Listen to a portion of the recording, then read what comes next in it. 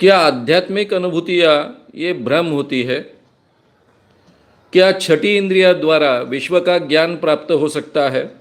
इन सवालों का जवाब हम इसमें ढूंढेंगे। मित्रों, जब भी आध्यात्म, स्पिरिचुअलिज्म ये शब्द हम सुनते हैं तो ये बहुत ही गहन विषय है। आम आदमी इन विषयों की समझ नहीं हो सकती है। ये आम जनता की एक मान्यता है। जो अपने आप को आध्यात्मिक लोग बोलते हैं, आध्यात्मिक व्यक्ति समझते हैं, वे भी इसी ढंग की बात करते हैं कि ये तो आपके समझ के बाहर की चीज है। आम इंसान हो, आपको ये समझ में आने वाली नहीं है। ये विषय मैं आपके सामने स्वतंत्र रूप से रख रहा हूं। आध्यात्म क्या है, विज्ञान क्या है, दोनों में फर्क क्या है, ये सभी बातें आपके सामने मैं रखने वाला हूं। ये जो गहन विषय समझा जाता है, ये बहुत ही आसान तरीके से मैं आपके सामने रखूंगा।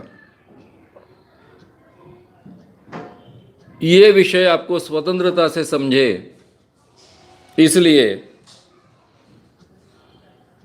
पहले जो कुछ बातें मैंने आपके सामने रखी है YouTube चैनल पर, वे बातें मुझे रिपीट करनी पड़ेगी, क्योंकि ये स्वतंत्र विषय कर आपके सामने आए, ठोस तरीके से आए, ये मुझे देखना है।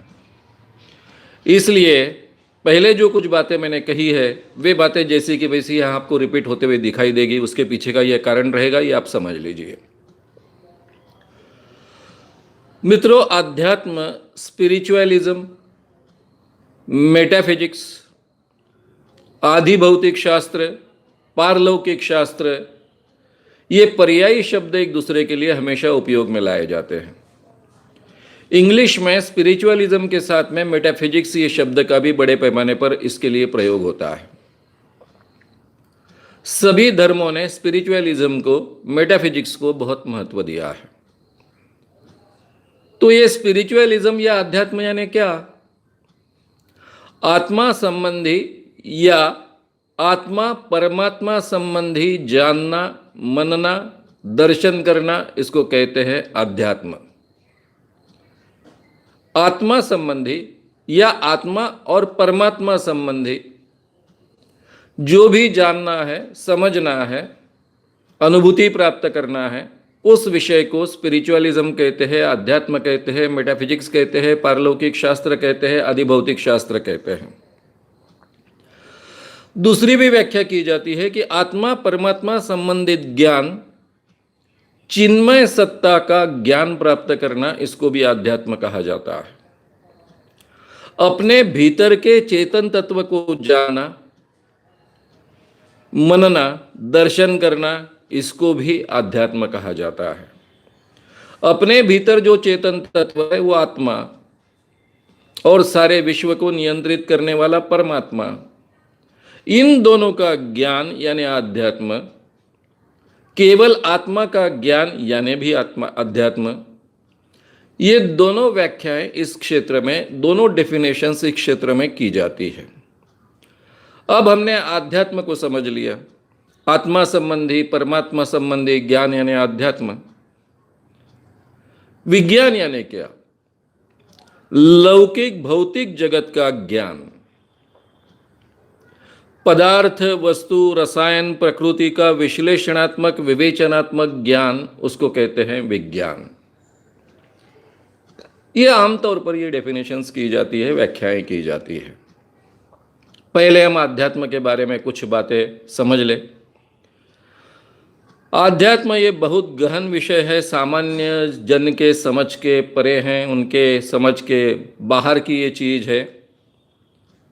ये केवल कुछ लोगों को ही समझ में आ सकती है। ये जो मान्यता है, भ्रम है, ये बड़े पैमाने पर बाबा लोगों के द्वारा, अपने आप को आध्यात्मिक कहलाने वाले लोगों के द्वारा फैलाया गया भ्रम है। मेरा इस विषय का बहुत अच्छा गहरा अध्ययन रहा है। पहले मैं अपने आप को आध्यात्मिक समझता था। उन दिनों में एक आध्यात्मिक व्यक्ति कर इसका अध्ययन रहा।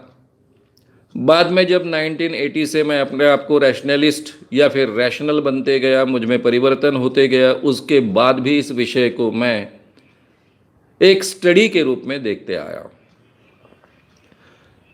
ये अनुभूति का विषय है, ये चर्चा का विषय नहीं है, ऐसा भी कहा जाता है। यानी भाई ये तो आपको अनुभूति आएगी तो आपके समझ में आएगा अध्यात्म क्या है, वैसे तो चर्चा से तो आपको समझ में आने वाला नहीं है। तो ये अनुभूति नाम की क्या चीज है, ये भी हमको समझना है। इस विषय को 5 इंद्रियों द्वारा नहीं समझा जा सकता। हमारी जो 5 इंद्रियां हैं जिनके द्वारा हम ज्ञान प्राप्त करते हैं, आज की दुनिया को देखते हैं, समझते हैं, ये हमारी जो 5 इंद्रियां हैं, ये 5 इंद्रियों से ये आध्यात्मिक क्षेत्र का ज्ञान प्राप्त नहीं हो सकता है।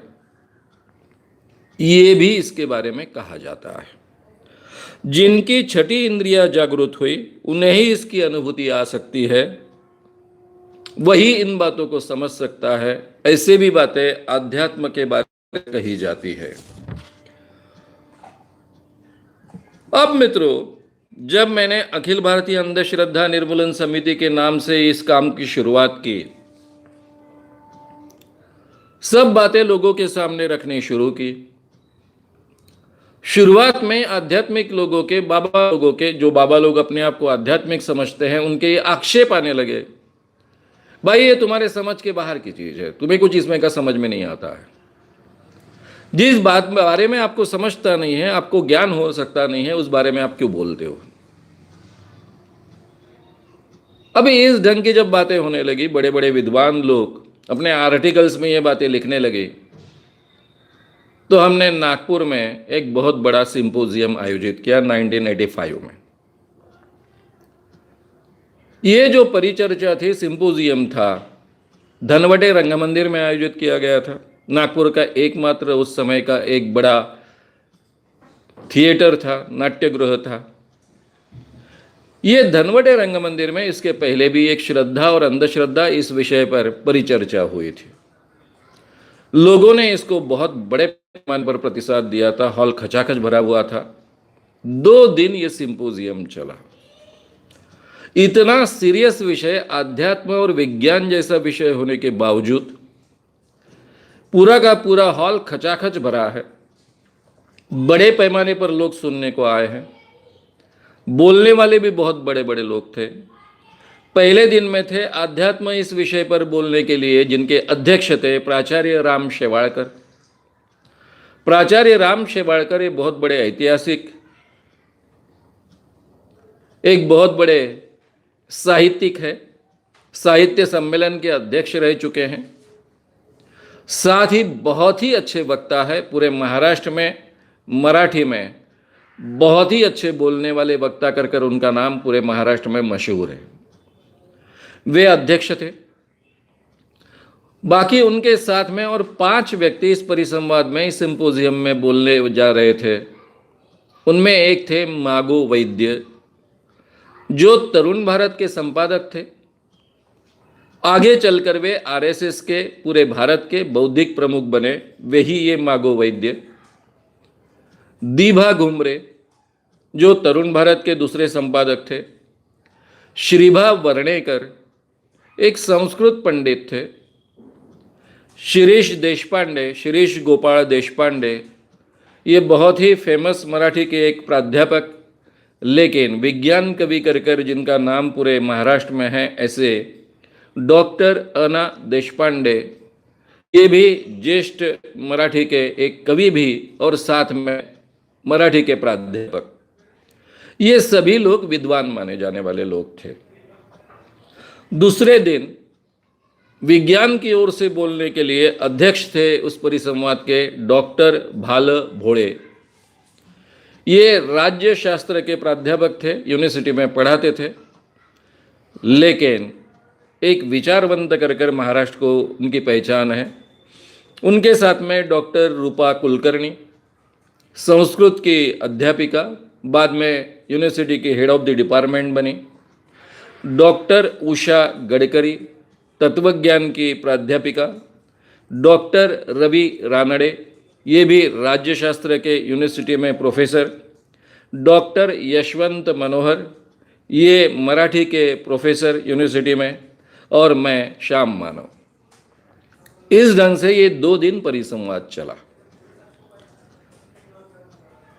इसके पहले जो श्रद्धा अंधश्रद्धा चर्चा हुई थी, उस कारण लोगों में बहुत उत्सुकता थी, क्योंकि श्रद्धा और अंधश्रद्धा ये चर्चा मेरी आवश्यकता थी, इसलिए मैंने रखवा ली थी।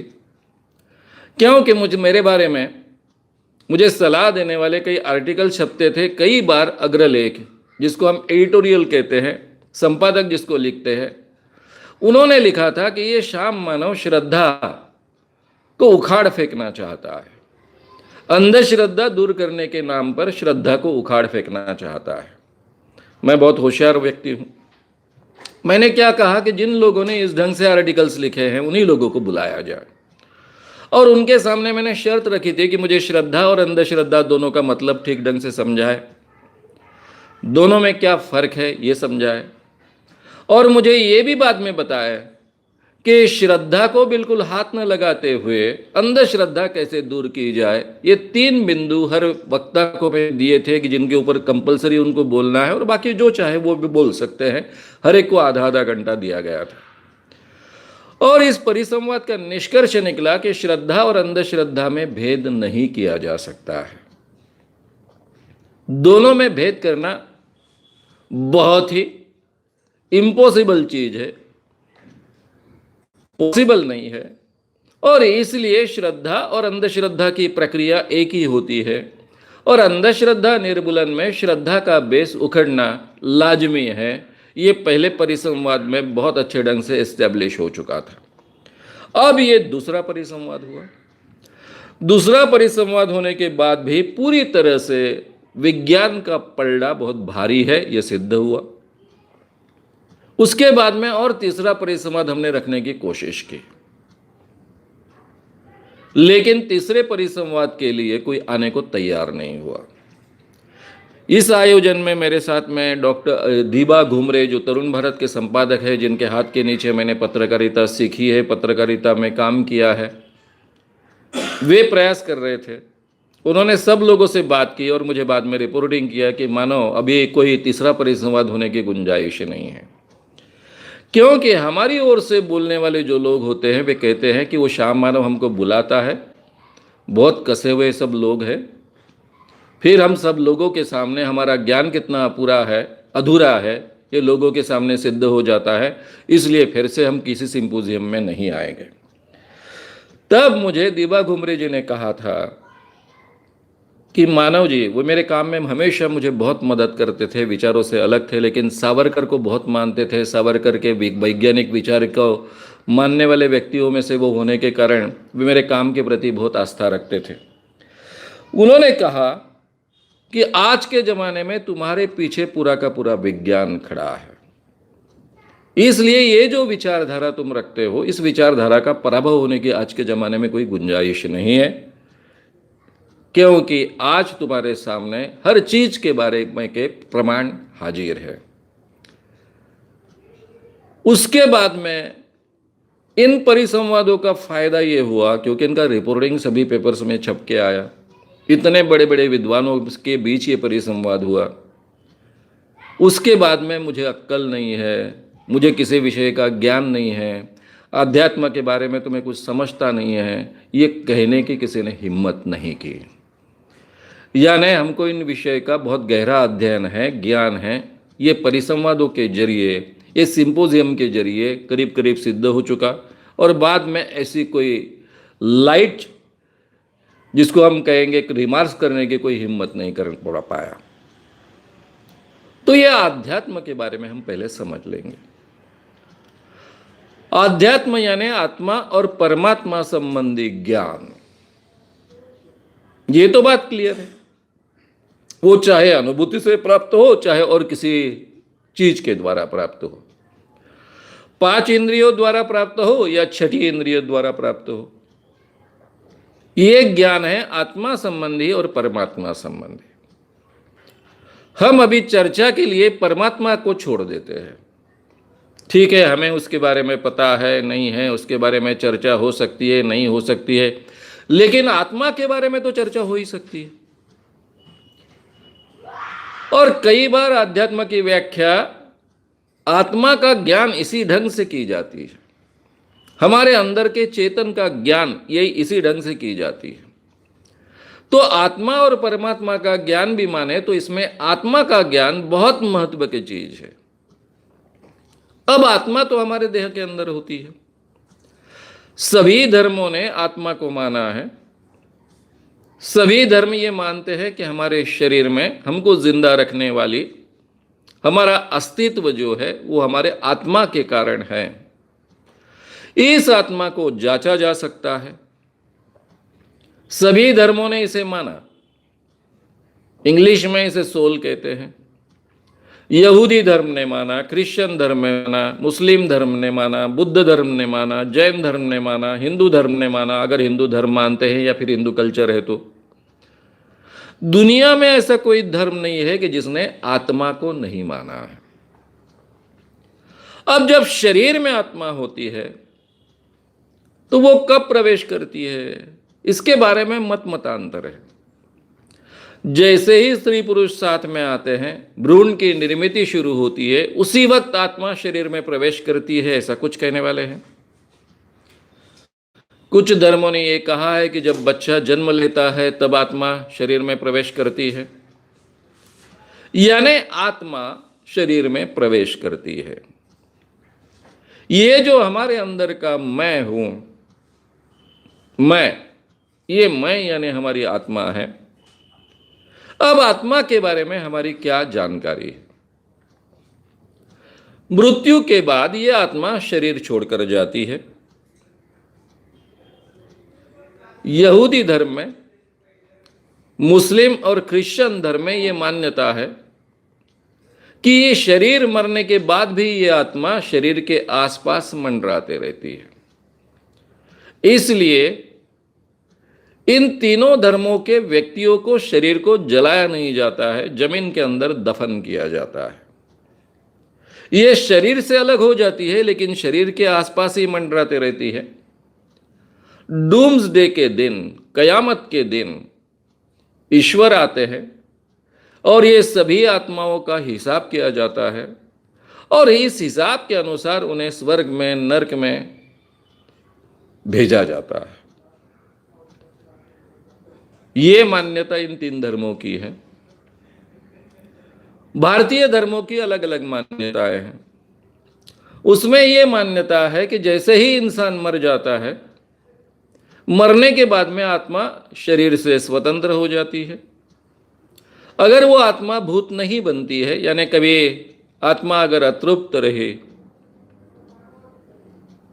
किसी कारणवश उसकी इच्छाएं पूरी नहीं हुई, तो यह आत्मा वही भटक के रहती है और घूमते रहती है। लेकिन उसे शरीर के पास होना जरूरी नहीं है, क्योंकि शरीर तो जलाया गया है। और यह आत्मा बार बार पुनर्जन्म लेती है। अब यह आत्मा का हिसाब कब बनता है? यह आत्मा अगर भूत नहीं बनती है, असंतुष्ट नहीं है, उसकी इच्छाएं अधूरी नहीं है, तो यह आत्मा वहां से चले जाती है। चले जाने के बाद में इसका तुरंत हिसाब होता है। डूम्सडे के लिए या कयामत के दिन के लिए रुकने की इसकी आवश्यकता नहीं है। और यह हिसाब जो होता है कि इसने क्या पाप किया, क्या पुण्य किया, ये पूरा हिसाब जिसको बचेगा, जो भी बचेगा, शायद किसी का पाप ज़्यादा बच गया, किसी का पुण्य ज़्यादा बच गया, तो उसको संचित कहते हैं। और इसके आधार पर या तो उसको स्वर्ग में भेजा जाता है या फिर नरक में भेजा जाता है, और कुछ दिनों बाद में इसके आधार पर उसका पुनर्जन्म होता है। तो इस जन्म का जो संचित लेकर वो आता है, उसके आधार पर जब दूसरे जन्म में उसे भेजा जाएगा, वो उसका प्रारब्ध बनता है, नसीब बनता है, और उस प्रारब्ध के अनुसार उसको जन्म मिलता है। ये भारतीय परंपरा में इसके बारे में मान्यता है। संचित यानी इस जन्म का हिसाब में जो कुछ बचा है उसको वो बकाया, और प्रारब्ध यानी ये जो बकाया लेकर हम अगले जन्म में आते हैं, वो उसके आधार पर हमारा जो पूरा नसीब तय होता है, आगे का पूरा जन्म में हम कैसे जिएंगे तय होता है, उसको हम प्रारब्ध कहते हैं। ये आत्मा जिंदा होती है, पहली शर्त है। और देह के बगैर जिंदा होती है। इस आत्मा को स्मृति रहती है, मेमोरी रहती है। इस आत्मा में बुद्धि रहती है, विचार करने की क्षमता भी होती है। और इसीलिए जब ये आत्मा भूत बनती है तो बराबर याद रखती है कि मुझे किसने किसने तकलीफ दी थी, मेरे साथ में किसने किसने बुरा व्यवहार किया था, और फिर उसका वो बदला भी लेती है।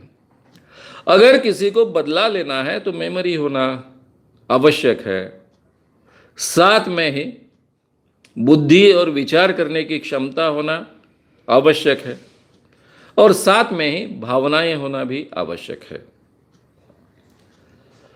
अब मित्रों, इस ढंग की जो आत्मा की हमारी कल्पना है, जो सभी धर्म मानते हैं कि आत्मा जिंदा होती है लेकिन उसको देह नहीं होता है, आत्मा को मेमोरी होती है, उसको स्मृति होती है, और उसको बुद्धि भी होती है, विचार करने की क्षमता भी होती है, स्मृति के साथ में भावनाएं भी होती है। इस प्रकार की आत्मा सभी धर्मों ने मानी है। क्या आत्मा सही में हो सकती है? आज तक दुनिया में शरीर का छोटा छोटा पुर्जा चीर कर हमने देखा है, उसका डिसेक्शन किया है। डिसेक्शन करने वाले सभी साइंटिस्ट और डॉक्टर्स ये बहुत ही धार्मिक लोग थे, और हर धार्मिक व्यक्ति अपनी जो मान्यता है उसको परखना चाहता है, उसको जांचना चाहता है, उसको साबित करना चाहता है। अभी सभी धर्मों ने सोल माना है, इसलिए जिन जिन लोगों ने बड़े पैमाने पर शरीर की डिसेक्शन की, शरीर को चीर चीर कर देखा, उन सभी डॉक्टर्स ने बार बार आत्मा को खोजने की कोशिश की। यह आत्मा है कहाँ? जहां कहा गया वहां भी नहीं मिली और कहीं नहीं मिली। सालों साल वो खोजते गए लेकिन आत्मा का कहीं पता नहीं चला। और इसलिए मेडिकल साइंस की किताब में, एनाटॉमी की किताब में आपको सोल, आत्मा ये शब्द नहीं मिलेगा। मेडिकल साइंस में आत्मा को कोई भी अस्तित्व है नहीं, क्योंकि हमारे शरीर में आत्मा कहीं भी होती नहीं है। ये जो शरीर को चीर कर देखा गया वो केवल मरे हुए शरीर को दिखा नहीं गया है। जिंदा शरीर के बार बार ऑपरेशंस होते हैं, बार बार उसको चीर कर देखा जाता है, बार बार उसको चीर कर फिर से सिया जाता है। वे आदमी जिंदा रहते हैं, एक आधे बार मर भी जाते हैं। तो ये तो लगातार होते रहता है, लेकिन आत्मा का कहीं भी आज तक पता नहीं चला।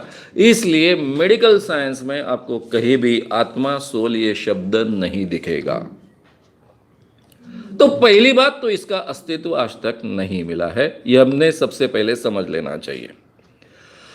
अब हमने अलग अलग प्रयोग जो सुने होते हैं, भाई आत्मा होती है, क्योंकि एक बार एक आदमी मर रहा था तब उसको एक कांच के अलमारी में रखा गया था। जैसे ही वो मरा अलमारी पूरी तरह से बंद थी। जैसे ही वो मरा तो वो अलमारी के कांच धड़ाधड़ धम से फूट गए और आत्मा बाहर चले गई। इस प्रयोग के बारे में मुझे लगता है हर व्यक्ति ने कभी ना कभी सुना होता है, लेकिन मित्रों ये प्रयोग कभी भी कहीं भी कंडक्ट हुआ नहीं है। पैरासाइकोलॉजी के क्षेत्र में जो संशोधन चलते हैं उसके बारे में मुझे हमेशा ही अपडेटेड रहना पड़ता है। पैरासाइकोलॉजी का इंसाइक्लोपीडिया निकलता है, वो भी मैंने कई बार रेफर किया है, पुरानी कॉपी तो मेरे पास उपलब्ध भी है। लेकिन कहीं भी इस ढंग का प्रयोग किसी डिपार्टमेंट में पैरासाइकोलॉजी का हुआ आज तक इसका कोई उल्लेख नहीं है। ये केवल एक गप है। रहा सवाल दूसरा कि ये बंद कांच की अलमारी, ये तो रूटीन में होती है। हमारे यहाँ के आईसीयू शायद उसमें से कुछ चीजें आ जा सकती है, उतनी साउंड प्रूफ नहीं होती है या फिर हवा प्रूफ नहीं होती है। लेकिन पाश्चिमात्य देशों में जो आईसीयू होते हैं वो इतने एयर टाइट होते हैं कि हवा भी अंदर जा नहीं सकती, बाहर जा नहीं सकती, क्योंकि किसी भी प्रकार का जंतु संसर्ग नहीं होना चाहिए, इसलिए वो बहुत केयर लेते हैं। और आईसीयू में लगातार लोग मरते रहते हैं। कल्पना कीजिए कि आईसीयू में इंसान मरने के बाद में अगर आत्मा बाहर जाती है और उसके कारण कांच फूट जाती है, तो हमेशा 1/3 आईसीयूज का डैमेज दुरुस्त करने के लिए वहां पर हमेशा कारीगर रखना होता। दिन में 2-2, 3-3 लोग भी आईसीयू में मर जाते हैं। बाप रे, 3 बार कांच फूट गई, लगाए उसको, चलो एक आत्मा बाहर गई, दूसरी आत्मा बाहर गई, तीसरी आत्मा बाहर गई, ऐसे हिसाब रखने पड़ते। तो इस ढंग की तो कोई बात होती नहीं है, ये एक झूठी बात है, फैलाई गई बात है। दूसरी एक और कहावत है या फिर एक ऐसी कहानी सुनाई जाती है कि इंसान मरने के बाद में उसका वजन कम होता है। जो वजन कम होता है वो आत्मा का है। इसका भी कोई प्रमाण नहीं है। ये वजन कम होने की बात भी झूठी है, उसमें भी कोई तथ्य नहीं है। और जो कुछ थोड़ा बहुत बदलाव शरीर में कुछ समय के बाद में होता है, उसमें केवल वजन कम होता है ऐसा नहीं है, बढ़ता भी है, उल्टा भी होता है। अगर शरीर फूल गया तो वजन बढ़ जाता है, इसलिए इसमें भी कोई तथ्य नहीं है। यानी आत्मा है, इसके कोई भी प्रमाण आज तक साबित नहीं हो सके हैं। अब रहा सवाल, आत्मा जिंदा होती है लेकिन उसका देह नहीं होता है, बगैर देह की आत्मा होती है। तो क्या बगैर देह का कोई जिंदा रह सकता है?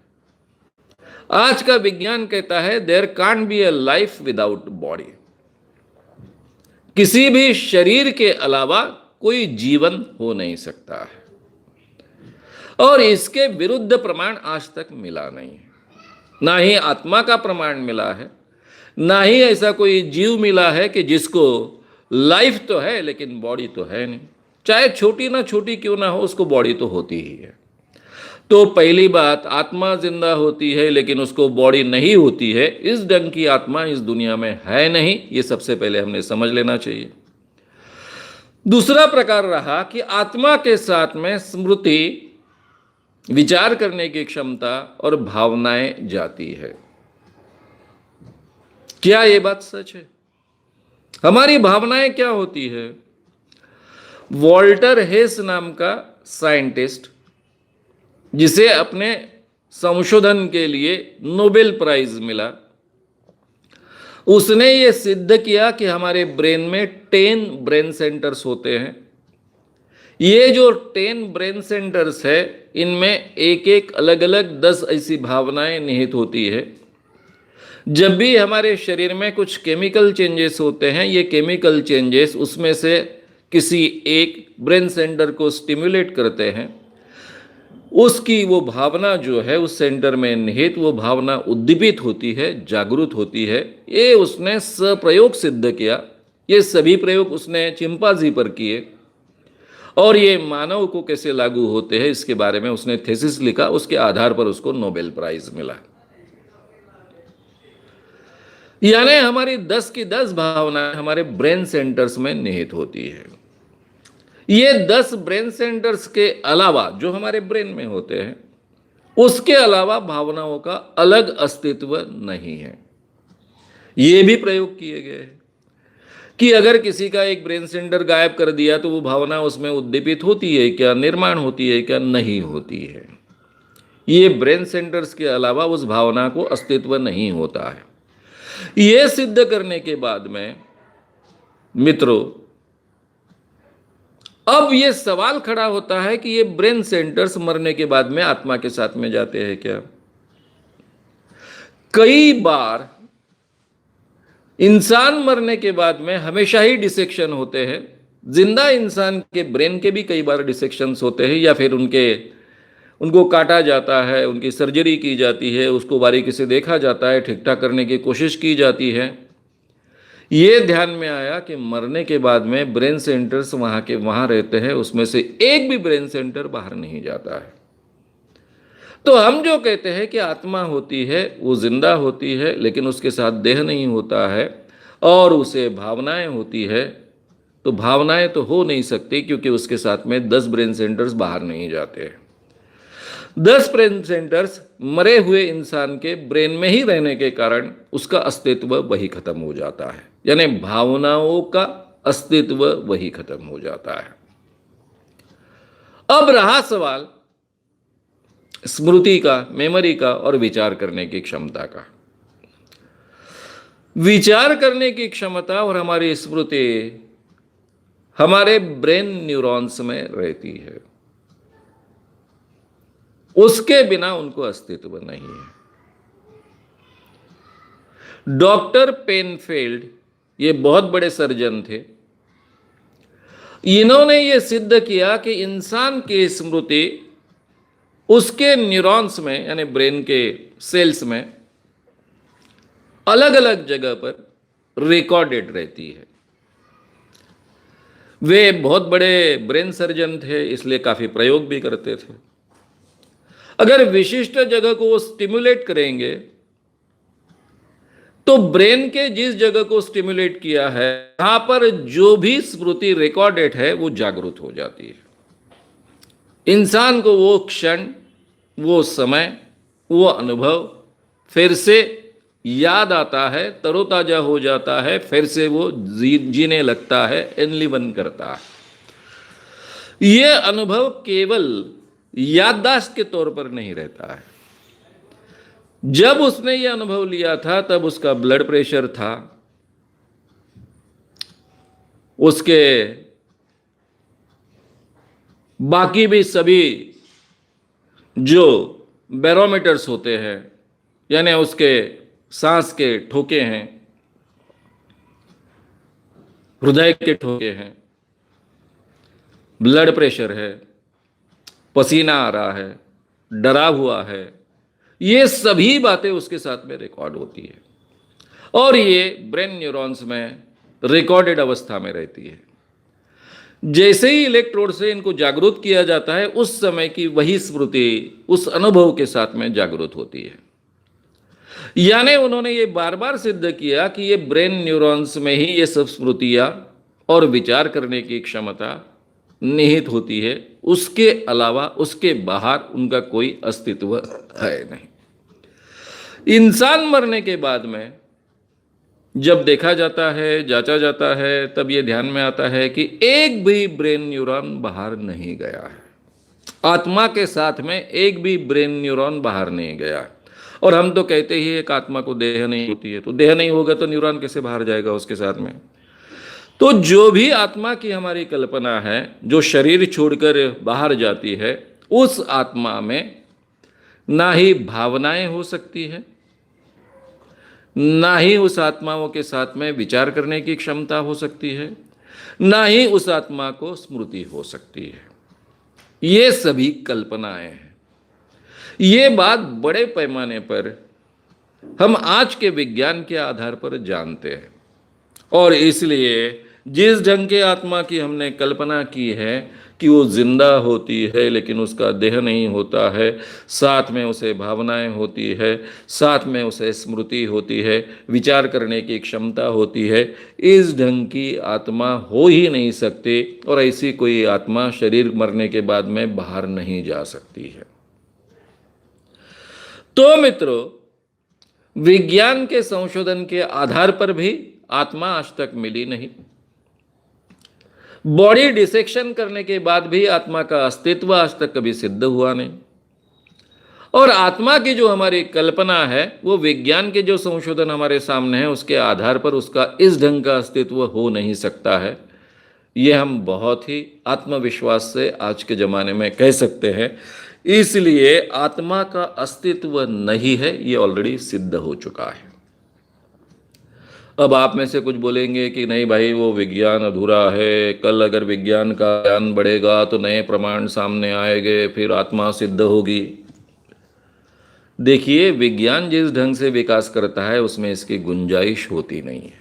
हाँ, नई चीजें मिलेगी, नए नए बातों का पता चलेगा, लेकिन जो बात हमारी मान्यताओं में पहले से है उसको जांचा गया, परखा गया, बार बार ढूंढने की कोशिश की गई, फिर भी वो नहीं मिली, वो नहीं है, ये सिद्ध हुआ, तो बाद में विज्ञान का कितना भी विकास हुआ तो पहले जो बात असिद्ध हुई वो बाद में सिद्ध होने की कोई गुंजाइश नहीं होती है। नई बात मिल सकती है लेकिन पुरानी बात जिसको हमने जांचा है, परखा है, वो उस ढंग की तो बात फिर से मिल नहीं सकती है। तो इसलिए कल जाकर आत्मा का सही माने में हमें ज्ञान मिलेगा और तब सिद्ध होगी, इसके लिए कोई भी गुंजाइश नहीं है। अब मित्रों, जो चीज हमारे शरीर से जुड़ी हुई है, जिसे हम आत्मा कहते हैं, वही अस्तित्व में नहीं है। और आत्मा का ज्ञान यानी अध्यात्म, आत्मा ही नहीं है तो उसका ज्ञान कैसा होगा? जो बात अस्तित्व में ही नहीं है उसका ज्ञान कैसे संभव है? तो ज्ञान का तो कोई पता नहीं, इसलिए आध्यात्म का अस्तित्व ही खतरे में आ जाता है। अब रहा सवाल अनुभूति। नहीं भाई, यह तो आपके समझ के बाहर की चीज है, अनुभूति का क्षेत्र है, परसेप्शन का क्षेत्र है। अनुभव और अनुभूति ये दो शब्द है, एक्सपीरियंस एंड परसेप्शन। जब भी मैं कोई चीज देखता हूं, समझो मेरे सामने एक एक्सीडेंट हो रहा है, मैं देख रहा हूं उस एक्सीडेंट को, तो एक्सीडेंट ये मेरा अनुभव है। और ये एक्सीडेंट जिन परिणामों के साथ में मेरे माइंड में प्रोग्राम होता है वो मेरी अनुभूति है। कैमरा देखता है वो भी एक्सीडेंट है, मेरी आंख देखती है वो भी एक्सीडेंट है। लेकिन कैमरा में और मेरी आंख में एक फर्क है कि मेरी आंख जब देखती है तो उसके साथ में मेरी भावनाएं जागृत होती है, मुझ पर उसका असर होता है। एक्सीडेंट में अगर कोई मर रहा है तो यहां पर मैं आत्मक दृष्टि से विवल होता हूं, अस्वस्थ होता हूं, मेरा ब्लड प्रेशर बढ़ जाता है, ये मेरी अनुभूति है। क्या मैं अनुभूति नहीं ले सकता? मैं अनुभूति ले सकता हूं। यानी जो अनुभव होता है वो जब अंदर से मैं लेता हूं तो उसको हम अनुभूति कहते हैं। तो ये परसेप्शन का ज्ञान क्या है ये भी हम समझ लेंगे। अनुभव, एक्सपीरियंस क्या है? हमारी जो 5 इंद्रियां है, 5 सेंसेस है, बांस लेने की, स्मेल लेने की क्षमता नाक, टेस्ट स्वाद लेने की क्षमता जीभ, टच स्पर्श करने की क्षमता हमारी चमड़ी, सुनना हियरिंग की क्षमता कान, और बोलना की क्षमता मुंह हमारा। ये हमारी 5 इंद्रियां मानी जाती है। ये जो हमारी 5 इंद्रियां है उसके माध्यम से ही हम सारे जीवन के अनुभव लेते हैं। हमारा जो ज्ञान है जिसको हम विज्ञान कहते हैं, ये 5 इंद्रियों के माध्यम से ही हमको प्राप्त होता है। लेकिन फैक्चुअली ये 5 इंद्रियां काम करती है, लेकिन इनका अनुभव कौन लेता है? हमारा ब्रेन लेता है। टेस्ट हमारी जीभ लेती है, लेकिन जीभ को टेस्ट आती है क्या? जीभ एक माध्यम है, टेस्ट ब्रेन को आती है, स्मेल ब्रेन को आती है, टच ब्रेन को समझता है। तो ये ब्रेन के माध्यम से हम इसको महसूस करते हैं, यानी एक्चुअल अनुभव जो लेता है वो हमारा ब्रेन लेता है।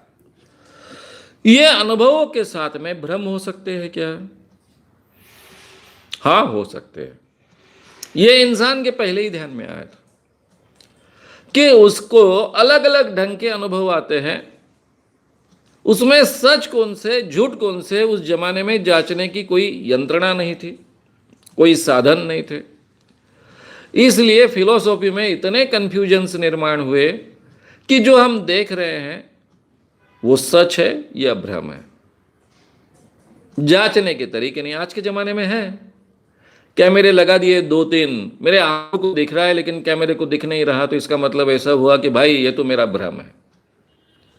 उस जमाने में ऐसे कोई साधन नहीं थे। इसलिए जो अनुभव हम कर रहे हैं 5 इंद्रियों के द्वारा वो सच है या काल्पनिक है, भ्रम है, इसमें से माया और ब्रह्म की कल्पना आई कि हम जो 5 इंद्रियों के माध्यम से जो अनुभव ले रहे हैं वो सब माया हो सकते हैं, और एकमात्र सत्य इस दुनिया में है ब्रह्म, बाकी सब माया है।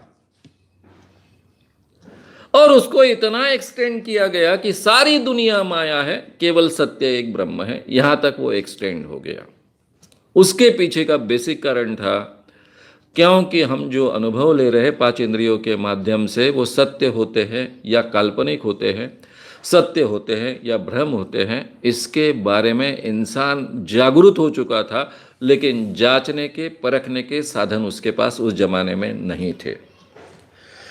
इसलिए आज के जमाने में एक्सपीरियंस को दो तरीके से जाना जाता है। एक ऑब्जेक्टिव एक्सपीरियंस, वस्तुनिष्ठ अनुभव। दूसरा सब्जेक्टिव एक्सपीरियंस, व्यक्तिनिष्ठ अनुभव। तो पहले हम ऑब्जेक्टिव एक्सपीरियंस को समझ लेंगे। ऑब्जेक्टिव एक्सपीरियंस यानी वस्तुनिष्ठ अनुभव क्या होता है? जो पांच इंद्रियों द्वारा हम लेते हैं, जो अनुभव हमारे पांच इंद्रियों द्वारा हम लेते हैं, लेकिन हमारे इंद्रियों के बगैर जिसका अस्तित्व है, उसको हम कहते हैं वस्तुनिष्ठ अनुभव। यानी मेरे सामने अपने मोबाइल लगे हैं, मैं अपनी आंखों से ये मोबाइल्स देख रहा हूं, जिसमें ये प्रोग्राम लाइव रिकॉर्ड हो रहा है, आप तक पहुंच रहा है, लेकिन इनका अस्तित्व केवल मेरे देखने तक सीमित नहीं है। मैं देखूं, मेरी आंख बंद कर लूं, मैं यहां से चला जाऊं, फिर भी ये कैमरास यही रहेंगे।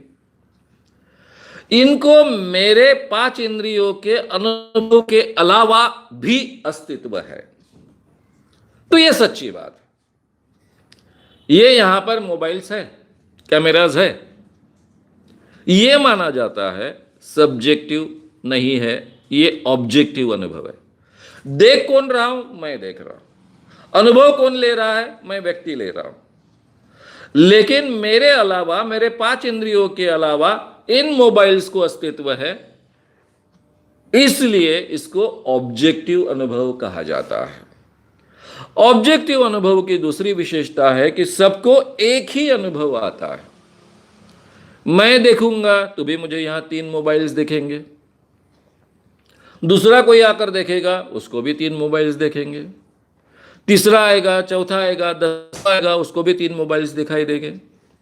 ये ऑब्जेक्टिव अनुभव सबके लिए सिमिलर होते हैं, भिन्न भिन्न नहीं होते हैं। हाँ, उसके परसेप्शन अलग अलग होंगे, लेकिन अनुभव तो सेम होते हैं, आंखों को सेम दिखाई देता है। तो मित्रों, ऑब्जेक्टिव अनुभव का मतलब हुआ पांच इंद्रियों द्वारा जो हम अनुभव लेते हैं, लेकिन जिसका अस्तित्व हम पांच इंद्रियों के बगैर होता है और सबको वो अनुभव सिमिलर दिखता है, उसको हम ऑब्जेक्टिव एक्सपीरियंस कहते हैं।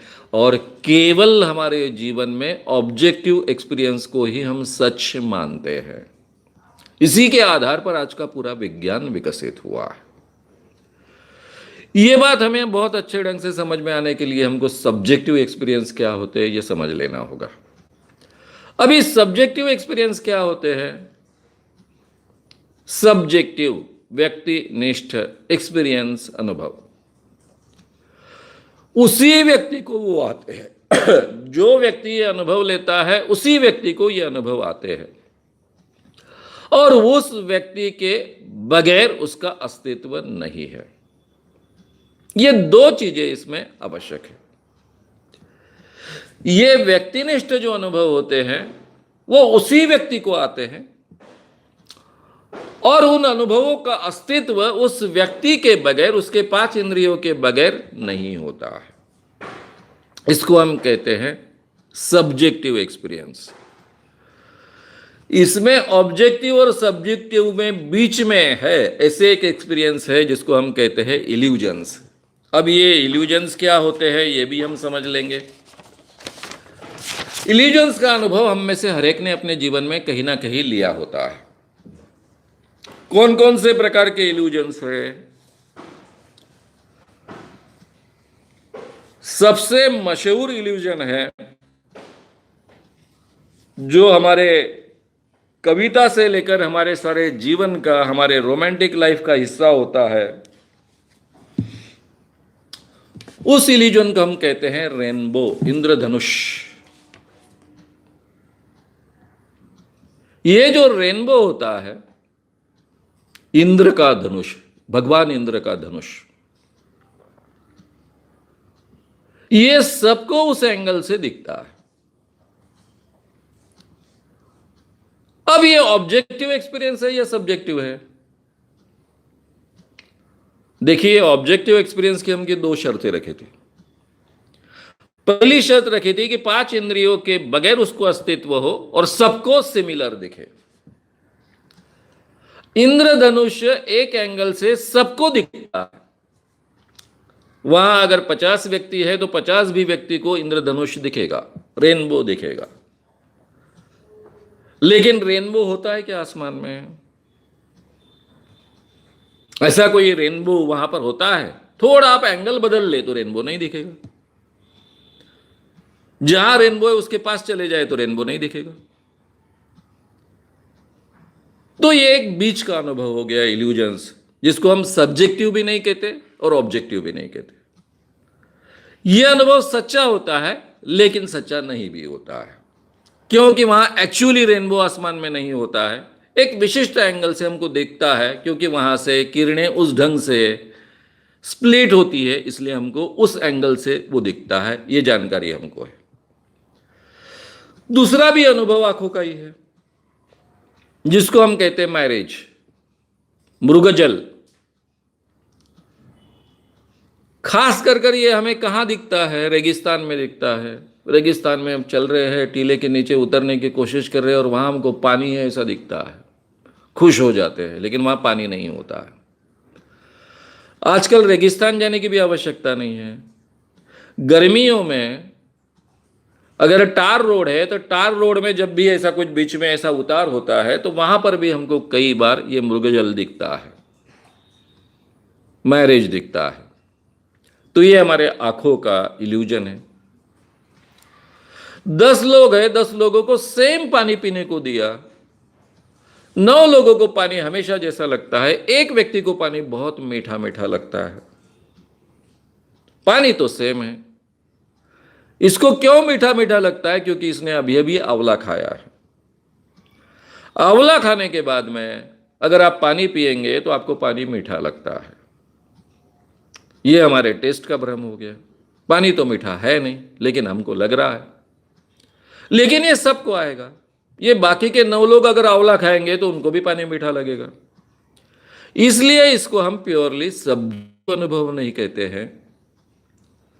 ऑब्जेक्टिव और सब्जेक्टिव दोनों अनुभवों के बीच का ये अनुभव है। सबको आता है लेकिन वो सत्य नहीं होता है।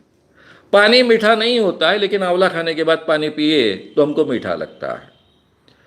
टार रोड पे कोई पानी नहीं होता है, लेकिन हमको गर्मियों में टार रोड के कहीं कहीं हमको मृगजल दिखता है, इंद्रधनुष दिखता है, रेनबो दिखता है। इस ढंग के जो इल्यूजन्स होते हैं वो सब्जेक्टिव अनुभव में हम नहीं रखते हैं।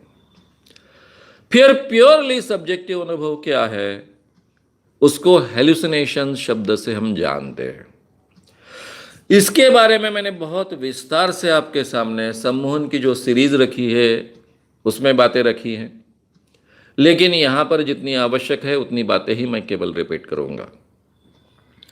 जब भी इंसान मेडिटेशन के जरिए, प्रार्थना के जरिए या फिर सम्मोहन जैसी किसी प्रक्रिया के जरिए, रिलैक्सेशन मेथड्स के जरिए अल्फा रिदम की अवस्था में जाता है, जिसको ट्रांस की अवस्था कहते हैं, उस अवस्था में कुछ लोगों को जो डीप ट्रांस में जाने की क्षमता रखते हैं उनको हेलुसिनेशंस होते हैं। ये हेलुसिनेशंस होना स्वाभाविक है। ये हेलुसिनेशंस आध्यात्मिक प्रक्रिया से भी होते हैं और सम्मोहन जैसी प्रक्रिया से भी होते हैं। सम्मोहन जैसी प्रक्रिया से, मेडिटेशन जैसी प्रक्रिया से, प्रार्थना जैसी प्रक्रिया से अगर हम ट्रांस की अवस्था में जाते हैं तो ये ट्रांस की अवस्था एक ही होती है। सम्मोहन के से जाओगे तो अलग अवस्था, मेडिटेशन से जाओगे तो अलग अवस्था, ऐसा नहीं होती है। एक ही अवस्था होती है जिसको हम अल्फा रिदम की अवस्था कर जानते हैं। इस अवस्था में हमारे ब्रेन का ईजी पैटर्न जो होता है वो 8 से 12 साइकिल्स पर सेकंड होता है। 8 से 12 साइकिल्स पर सेकंड ईजी होने के कारण, इलेक्ट्रोएन्सेफेलोग्राम यानी ईईजी होने के कारण इसको अल्फा रिदम कहा जाता है। इस अवस्था में कुछ लोगों को हेलुसिनेशंस होते हैं। एवरेज में अगर 100 लोग हैं जो पढ़े लिखे हैं तो उनमें करीबन 25 से 35% लोगों को हेलुसिनेशंस हो सकता है।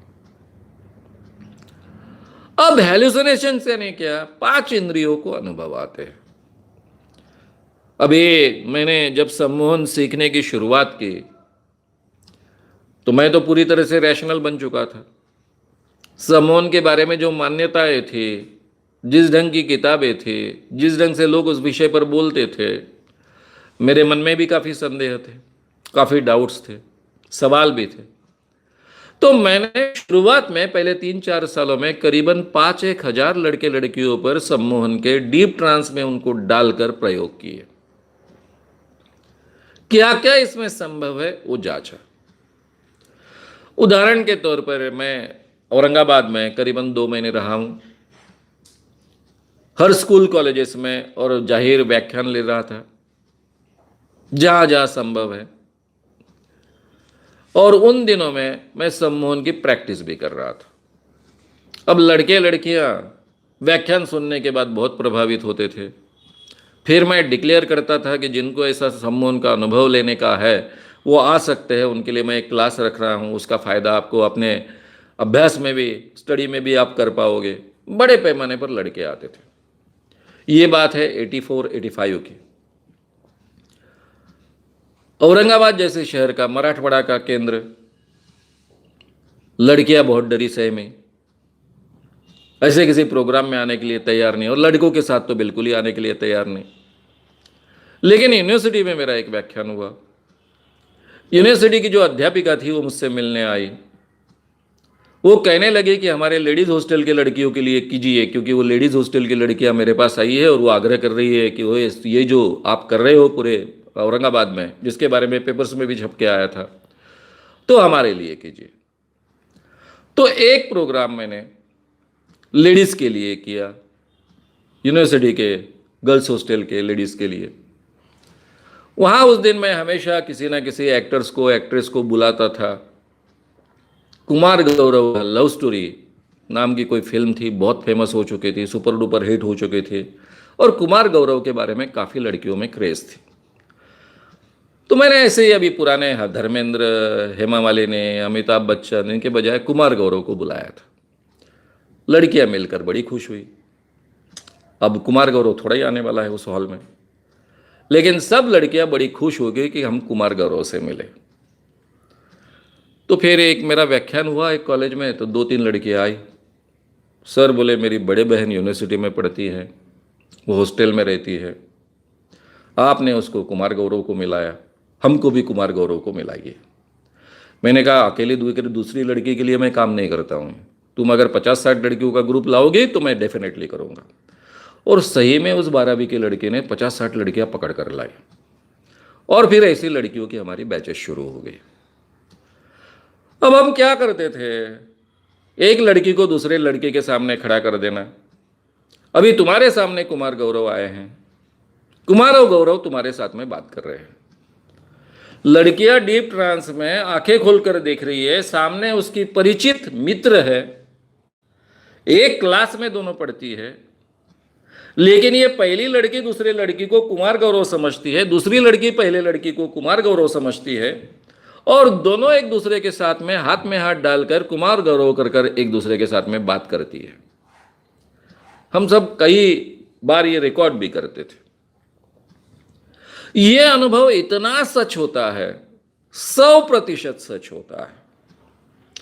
उस व्यक्ति को सही में लगता है कि मैं कुमार गौरव से मिली हूं, कुमार गौरव से मैंने बात की है, कुमार गौरव से मैंने शेक हैंड किया है। यानी एक्चुअल कुमार गौरव से मिलने के बाद में जो भी ब्रेन में लगेगा वही यहां पर लगता है। यह अनुभव ब्रेन के लिए 100% सही होता है। अब ये बात हो गई टेस्ट। इसी प्रोग्राम में हम मूला बुलाते थे। ये मूले को केला कर कर कहते थे कि ये केला है, केला खाइए। हाथ में मूला लेंगे, फिर उसको छिलका निकालेंगे। अभी मूले का तो छिलका निकलता नहीं, लेकिन कल्पना में निकालेंगे और मूला खाएंगे। कैसा लगता है? बहुत मीठा मीठा। हालांकि मिर्ची भी दी जा सकती है, लेकिन मैं मिर्ची कभी देता नहीं था। एक हाथ दूसरी बारी केवल मैंने प्रयोग किया। मिर्ची को भी केला कर दिया जा सकता है, लेकिन मिर्ची क्यों नहीं? क्योंकि मिर्ची की अगर किसी को एलर्जी रहे तो हो सकता है वो ट्रांस के बाहर आए, उसको तकलीफ हो, इसलिए नहीं देते थे मिर्ची। एक हाथ दूसरे बार प्रयोग कर दिया था, लेकिन अक्सर मूला देते थे। अब मूला को केला समझकर उसकी टेस्ट मीठी लगना, कुछ भी ना होने के बाद में पेढ़ा देना कल्पना में, पेढ़े की टेस्ट लगना, तो ये टेस्ट का हेलुसिनेशन हो गया। मैंने पहला जो कहा था कुमार गौरव दिखता है, ये अपने आंखों का हेलुसिनेशन हो गया। सुनना, अगर उस वक्त सजेशन दिया कि यहां पर एक एरोप्लेन उतर रहा है, तो सबको एरोप्लेन उतरने के बाद में जितनी बड़ी आवाज आती है उतनी आवाज आनी शुरू हो जाती है। सब अपने कान पर हाथ रखना शुरू कर देते हैं, जबकि कोई आवाज नहीं होती है। ये पॉजिटिव और नेगेटिव दोनों तरीके के हेलुसिनेशंस होते हैं। उनका अगर कहा गया कि आपको केवल मेरी आवाज सुनाई देगी और किसी की आवाज सुनाई नहीं देगी, तो नहीं सुनाई देगी। अमरावती की बात है, अमरावती के हनुमान व्यायाम प्रसारक केंद्र में हमारा ये प्रोग्राम चल रहा था। सब लड़कियां थी, हनुमान व्यायाम प्रसारक केंद्र की ही लड़कियां थी।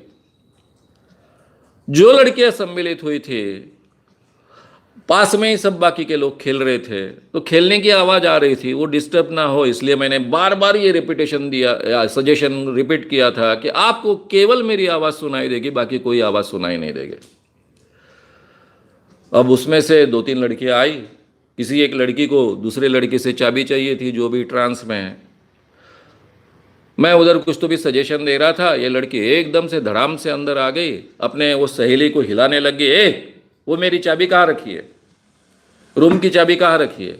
वो उसकी तरफ देखती, आँख खोल कर देखती, वो क्या बोल रही है सुनती, और कुछ जवाब नहीं देती।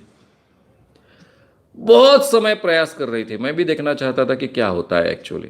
5-6 मिनट तक प्रयास करते रही, उसको गदगद हिलाते रही, क्या क्या करते रही। अब दोनों सहेलियां थी, मैं क्यों बीच में जाऊं। जब वो कोई जवाब ही नहीं दे रही है, ब्लैंक आंखों से देख रही है, कुछ जवाब नहीं दे रही है, तब मेरे पास आई कि सर इसको क्या हो गया, ये बिल्कुल जवाब नहीं दे रही है, मुझे चाबी चाहिए, आपने क्या कर डाला इसका। मैंने बोला कुछ नहीं कर डाला। मैंने फिर उसको टच कर केवल इतना कहा कि तुम्हारी सहेली जो पूछ रही है उतनी आवाज केवल तुम्हें सुनाई देगी, उसका जवाब देगी, और फिर से तुमको कुछ सुनाई नहीं देगा।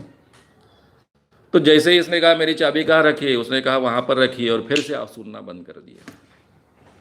और इस बात की इतनी चर्चा होने लग गई, इतनी चर्चा होने लग गई, वो लड़की ने बाकी सब छोड़ दिया और सबको ये अनुभव सुनाते बैठे कि ऐसा ऐसा हुआ, ऐसा ऐसा हुआ। और फिर लड़कियों की बैच की पूरी पूरी कतार की कतार लगनी शुरू हो गई। तो ये अनुभव है सुनने का, स्पर्श का। हाथ में अगर एक साधा ग्लास दिया जाए, अभी कांच का भी ग्लास दिया जाए, कांच का ग्लास कभी गर्म होगा क्या? और कहा गया कि ये ग्लास इतना गर्म है, इतना गर्म है कि तुम्हारा हाथ अभी असह्य हो रहा है तुमको, तो फट से आदमी छोड़ देगा, ग्लास फूट जाएगा। सही में उसको महसूस होगा कि ये बहुत हॉट हो चुका है। यानी स्पर्श के हेलुसिनेशंस। और भी आप किसी को स्पर्श कर रहे हो, कुछ भी नहीं है तो भी, जैसे हमने करीना कपूर के साथ आप मिल रहे हो, लड़कों को छोड़ देते थे, वो करीना कपूर के साथ में हाथ मिला रहे हैं, बाद में बोल रहे अरे अभी तक मैं हाथ नहीं धोऊंगा, बिल्कुल करीना कपूर का हाथ है, मेरे हाथ में था, हालांकि हाथ में कुछ भी नहीं था। वही अपना अकेले का हाथ घुमा रहा है, हिला रहा है, और उसको लग रहा है कि अपने हाथ के साथ में करीना कपूर का हाथ। तो स्पर्श का हेलुसिनेशन होता है, बोलने का हेलुसिनेशन होता है। सामने की व्यक्ति मेरे साथ बोल रही है जबकि कोई बोल ही नहीं रहा है, हम सुन रहे हैं, हम उसके साथ बात कर रहे हैं, सामने के व्यक्ति कुमार गौरव है समझकर बात कर रहे हैं। तो ये पांचों इंद्रियों का हेलुसिनेशंस होता है। ये जो पांचों इंद्रियों का हेलुसिनेशन होता है, इसको हम सब्जेक्टिव एक्सपीरियंस कहते हैं, क्योंकि इस सब्जेक्टिव एक्सपीरियंस का अस्तित्व हमारे 5 इंद्रियों के बगैर है नहीं। केवल ये अनुभव 5 इंद्रियों को आता है। वहां पर अगर हमने कैमरे फिट किए तो वहां पर कोई कुमार गौरव नहीं आएगा, कैमरा को कोई कुमार गौरव नहीं दिखेगा, केवल इस व्यक्ति को जिसको सजेशन दिया है उसी को दिखेगा। कैमरा कोई बात रिकॉर्ड नहीं करेगा। एरोप्लेन उतरने का आवाज इसको आएगा लेकिन कैमरा को नहीं आएगा, क्योंकि वहां कोई एरोप्लेन उतरा ही नहीं है। तो कहने का मतलब ऐसा है कि हेलुसिनेशंस हमारे सब्जेक्टिव अनुभव होते हैं।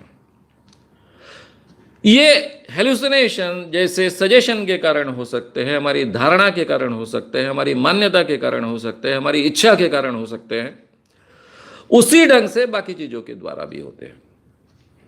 केमिकली इंड्यूस किए जा सकते हैं, जैसे एलएसडी है, गांजा है, मरीजुआना है, एक्सटेसी है आदि ड्रग्स लेने के बाद में इस ढंग के अनुभव हमको आते हैं, आ सकते हैं। तीसरा प्रकार है ऐसे अनुभव आने का, जब कभी हमारे दिमाग में कोई गड़बड़ी पैदा हो जाए, जिसको हम बीमारी कहते हैं, साइकेट्रिक बीमारी कहते हैं, डिल्यूजन्स कहते हैं। हमारे माइंड में कोई केमिकल चेंजेस निर्माण होते हैं, इस कारण हमको पैरोनिया होता है। कोई हमसे बात कर रहा है, कोई हमसे बोल रहा है, सुनाई देता है, हम उसके साथ बात करते हैं, ये पैरोनिया हो गया। सिजोफ्रेनिया की बीमारी है, मैनिया की बीमारी है, इसमें भी ऐसी अनुभूतियाँ आती है। तो ये अनुभूतियाँ हेलुसिनेशंस 3 प्रकार से आ सकती है। एक मेडिटेशन, प्रार्थना, सम्मोहन, इस जैसी कोई भी प्रक्रिया से अगर हम डीप ट्रांस में जाते हैं तो हमारी चाह के अनुसार, मान्यता के अनुसार, सजेशन के अनुसार इस ढंग की अनुभूतियां हमको आ सकती है। हम अगर केमिकल्स लेते हैं, गांजा लेते हैं, हमारे साधु जगत में गांजा लेने की बहुत प्रथा है, अलग अलग अनुभूतियां आती है। गांजा चढ़ाने के बाद में क्या क्या अनुभूतियां आती है, एलएसडी है, मरीजुआना है, एक्सटेसी है, इसमें से भी ये अनुभूतियाँ आ सकती है। और तीसरा कारण मैंने कहा कि हमारे ब्रेन में अगर कोई केमिकल चेंजेस होने शुरू हो जाए, हमको अगर साइकेट्रिक बीमारियाँ हो जाए, तो भी ये अनुभव हमको आ सकते हैं। तो ये 3 कारणों के कारण ये हेलुसिनेशंस के अनुभव हमको आ सकते हैं, और ये सब्जेक्टिव एक्सपीरियंस होते हैं। ये जो हेलुसिनेशंस का क्षेत्र है, पहले आध्यात्मिक क्षेत्र में इसी को अनुभूति कहा जाता था। ये अनुभूतियां आध्यात्मिक माने जाते थे, क्योंकि इच्छा है भगवान का दर्शन होना है। भगवान का दर्शन होता था, उस व्यक्ति को सही में लगता था कि ये भगवान का दर्शन है। मैंने ये सम्मोहन हजारों लोगों को सिखाया है, लाखों लोगों को सिखाया है। कई लोग प्रैक्टिस करते हैं वर्कशॉप के बाद में, कई लोग प्रैक्टिस नहीं करते हैं, लेकिन मेरी माँ रेगुलर प्रैक्टिस करती है। अब मेरी माँ है, मेरी उम्र 68 है, तो मैंने एक बार उसको पूछ लिया कि कोई प्रैक्टिस नहीं करता, अपने घर के बाकी के लोग तेरे इतना प्रैक्टिस नहीं करते, तू बहुत रेगुलरली प्रैक्टिस करती है, उसके पीछे क्या है? नहीं, उसका फ़ायदा तो मिलता है इसलिए तू करती होगी। बोले वो तो है, सब फायदा मिलता है, शरीर वगैरह को, तबीयत ठीक रहती है वगैरह, सभी होता है, लेकिन मुझे भगवान कृष्ण का रोज दर्शन होता है। मैंने अपना माथा पकड़ लिया, मैंने बोला मेरी माँ रेगुलरली प्रैक्टिस क्यों करती है? तो उसको रोज भगवान कृष्ण का दर्शन होता है, इसलिए वो रेगुलर प्रैक्टिस करती है। तो ये भगवान का दर्शन होता है। ये भगवान का दर्शन होना पहले सही माना जाता था, ये आध्यात्मिक अनुभूति माने जाते थे। लेकिन फैक्चुअली मेडिटेशन में हमको जो हेलुसिनेशन होता है वो ये हेलुसिनेशन है। इसको आज की दुनिया में हम भ्रम कहते हैं, हेलुसिनेशंस कहते हैं। ये फैक्ट्स नहीं होती है, ये कल्पनाएं होती है। मेरे जीवन में मैंने जब शुरुआत में गोवा में पहली बार सम्मोहन का प्रोग्राम किया था, वहाँ के डेंटिस्ट स्टूडेंट्स के लिए, मेडिकल डेंटिस्ट स्टूडेंट्स के लिए, तो उसमें कुछ बुजुर्ग लोग सम्मिलित हुए थे, उनको भगवान का दर्शन दिया था।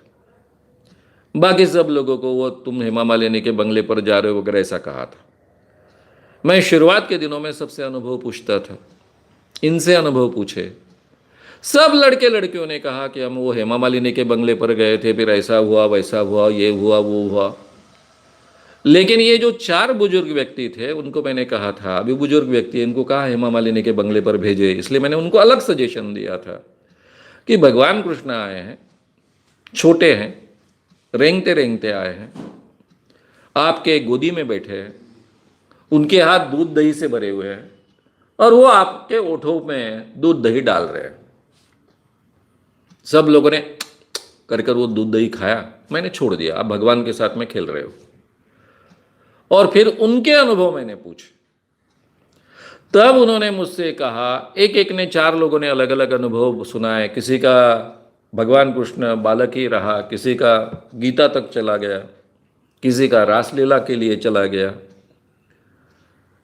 और जब मैंने कहा कि ये अनुभव आपको क्या लगते हैं, तो वे बोले आप कह रहे हो कि ये भ्रम है, लेकिन भ्रम कैसे माने, अभी तक हमारे मुंह में भगवान कृष्ण ने जो दही दूध दिया है उसके टेस्ट है, अब उसको कितना समय हो गया है, तो इसको हम भ्रम कैसा माने, आप कह रहे हो इसलिए भ्रम माने।